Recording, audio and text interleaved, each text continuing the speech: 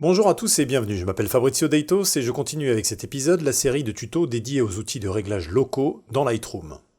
Après avoir vu le filtre gradué, que vous pouvez retrouver dans la première vidéo, nous allons passer au filtre radial.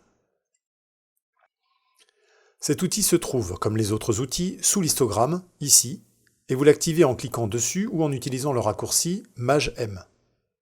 Lorsqu'il est actif, vous voyez que le panneau dédié s'ouvre, vous y retrouverez les mêmes réglages que pour le filtre gradué, balance des blancs, tonalité, condensé des principales fonctionnalités utiles et la possibilité d'ajouter une teinte à votre réglage. Alors comment ça marche? Le principe du filtre radial est de définir une zone circulaire à l'intérieur ou à l'extérieur de laquelle vous allez pouvoir appliquer vos réglages. Sur cette photo par exemple, je souhaite faire plus ressortir et donc mettre en valeur la fleur et l'insecte. Pour ça je vais utiliser deux filtres radiaux, un qui va atténuer tout ce qui est autour de mon sujet et le deuxième qui va me permettre de le renforcer. Pour atténuer tout le tour, je vais l'assombrir en baissant l'exposition, puis je clique au centre de la zone que je veux délimiter et tout en maintenant en foncé, je définis cette zone.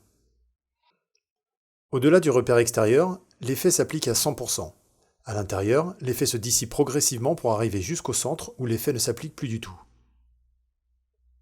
Le paramètre qui va gérer la distance sur laquelle l'effet se dissipe est le contour progressif.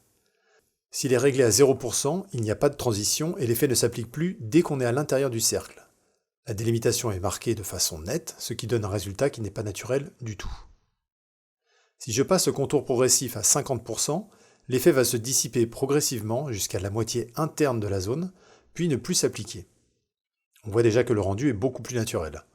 Si je le passe à 100%, l'effet s'estompera complètement une fois arrivé au centre de la zone, donc encore plus progressif.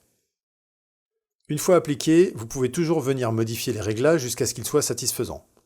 Vous pouvez également déplacer le filtre en cliquant et maintenant appuyer à l'intérieur du cercle, le faire pivoter en vous mettant au niveau du repère extérieur, lorsque l'icône vous indique la rotation, et modifier la taille et la forme de la zone en venant cliquer sur les points.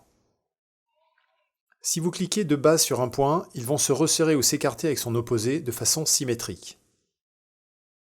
Si vous souhaitez agrandir ou diminuer la zone de façon homothétique, il vous suffit de maintenir la touche Maj enfoncée tout en cliquant sur le point et en le déplaçant. Si vous souhaitez modifier la zone uniquement avec le point que vous avez sélectionné, il faut maintenir la touche Alt sur PC, Option sur Mac enfoncée et cliquer Glisser votre point. OK pour le tour. Nous allons maintenant créer un deuxième réglage pour notre fleur et notre insecte en cliquant sur Nouveau. L'épingle déjà présente devient grise, elle n'est donc plus active.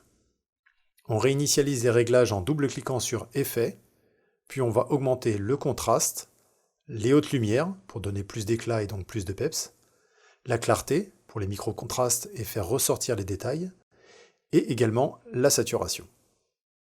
Et surtout, on va cocher inverser le masque pour que l'effet s'applique bien à l'intérieur cette fois et non à l'extérieur.